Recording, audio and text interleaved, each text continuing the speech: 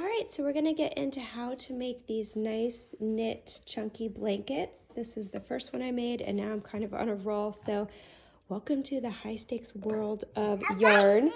Because if you proceed with this project at Michael's, this is what they carry and it is hard to get a hold of 5 of these, and that's about how many you'll need to make a nice throw size.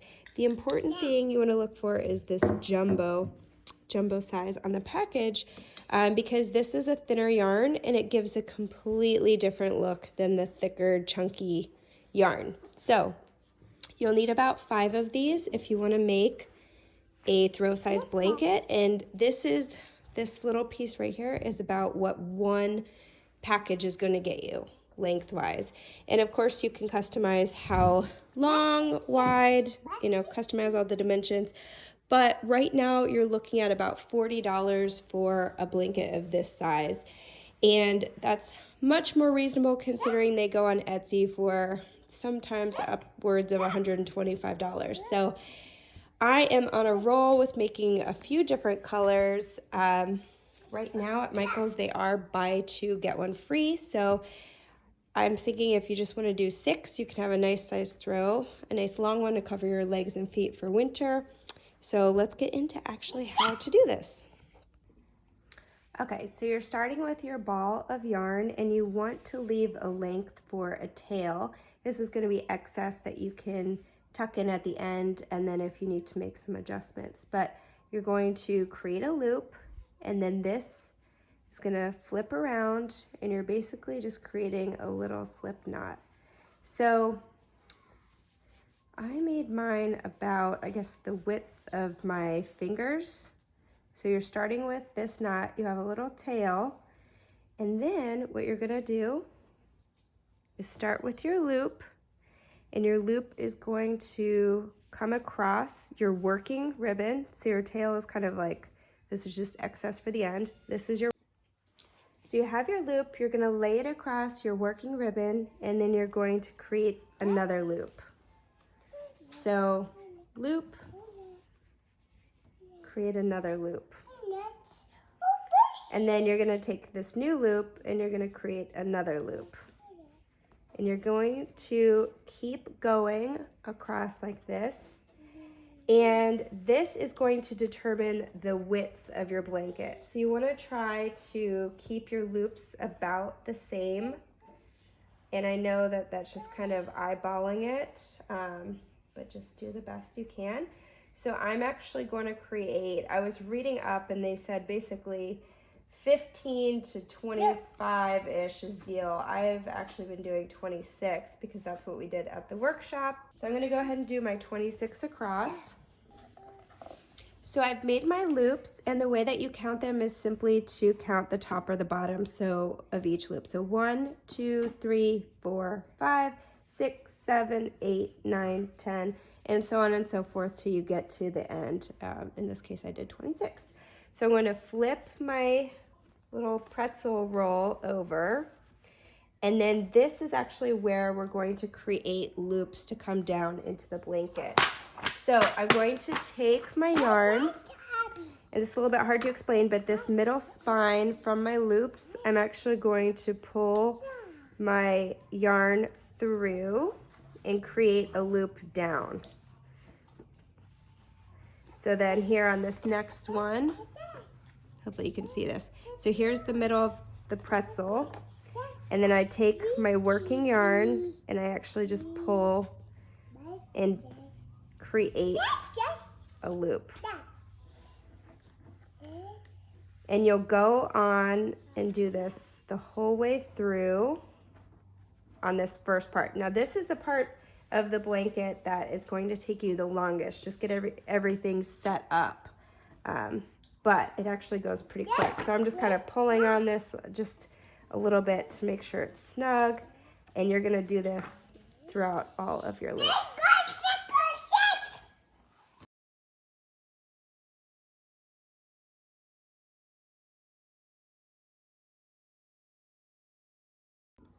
Okay, so now I have my original loop at the top with my loops coming down.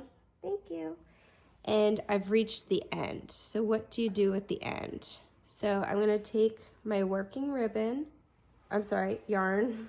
You can tell I'm not versed in yarn, and I'm going to loop it through and create that downward loop.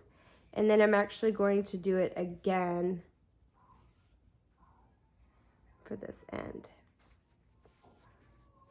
So on the ends, I've actually been doing 2 micro loops.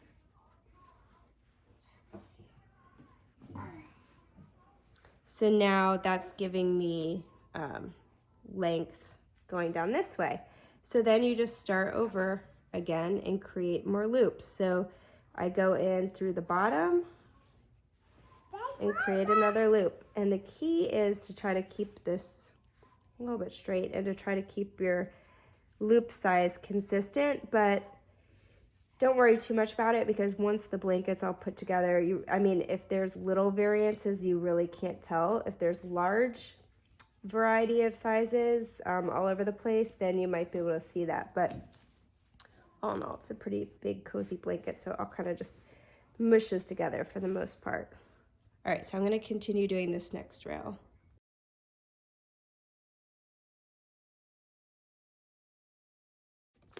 Okay, so once again, here we are down at an end. So this was my original loop from the top, and I'm just going to take my yarn and create a loop down, and then I'm going to do it one more time.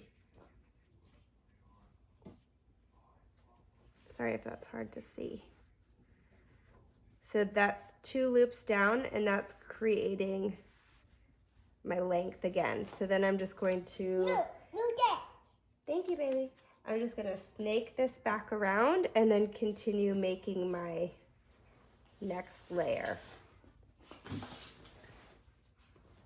Working with the toddler, not always easy. And normally I would be doing the whole table, but I'm just trying to show you for the video. So normally I wouldn't have this flying off. Okay, so now I'm gonna show you a couple other things. Okay, so this is that first one where I was showing you this is one skein. And I wanted to show what happens when you get to the end of one package, and or if you want to do a different color. So here, if I wanted to do a stripe of blue, or I just wanted to continue on in white, you're just going to tie on your new yarn and just kind of double knot it and then pull it really tight. And then, let me get this real quick. Then once I actually loop this through, then I cut off more of those and it kind of just all blends. So from here, you're gonna continue on exactly what you were doing. So I'll just cut these off so I don't have to backtrack here.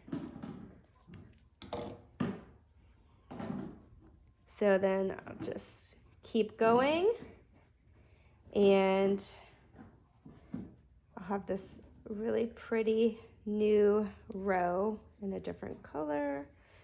I'll probably do a whole package of this blue, and it will be about this length and then continue on in white. So again, my yarn is just going under and creating loops. That's basically all this is. And you want to make sure that you don't miss a loop. You want to be methodical. And this, normally these are pulled down a little bit more, but I've been moving this stuff around so much.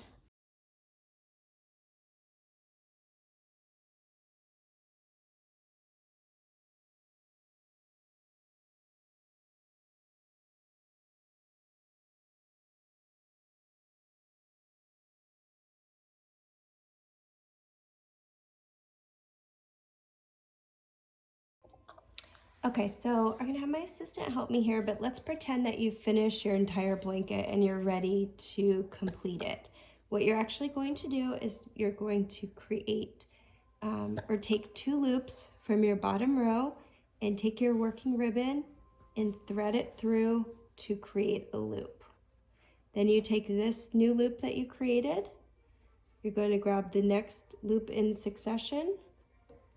So now I have 2 loops again, and then I'm going to take my working yarn, I keep calling it ribbon, but I'm going to create another loop and pull this way. So it's creating a braid.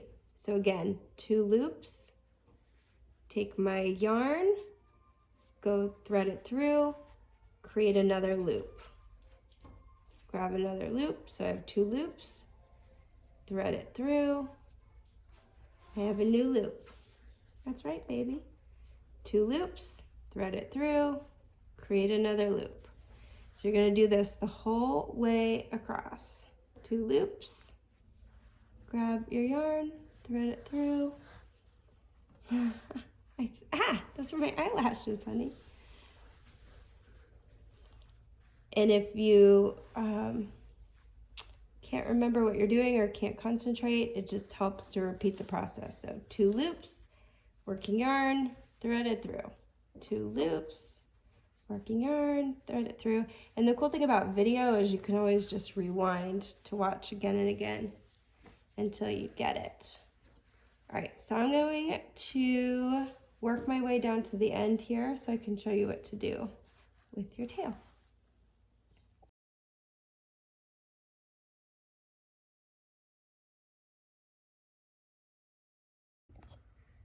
Okay, so we've worked our way to the end. Basically what you're gonna do at this point is take this and double knot it and then cut off, you know, or ideally you won't have much left. And then you could actually thread this back through, up through the spine. And then some people, according to YouTube, will actually sew it to thread it, or they just kind of double knot it here and then thread it up through, you know, it'd be the same color just to hold it. And then same with the beginning. You'll have this little bit of a tail. Make sure it's double knotted, and then you could just thread this through at the beginning just to hold it in place.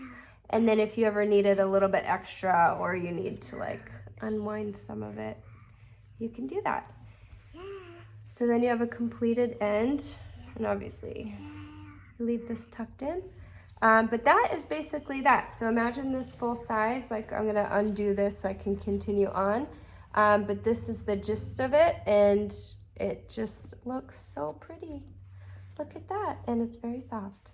But you could do all kinds of cool patterns, but I'm just sticking with the simple stuff for right now.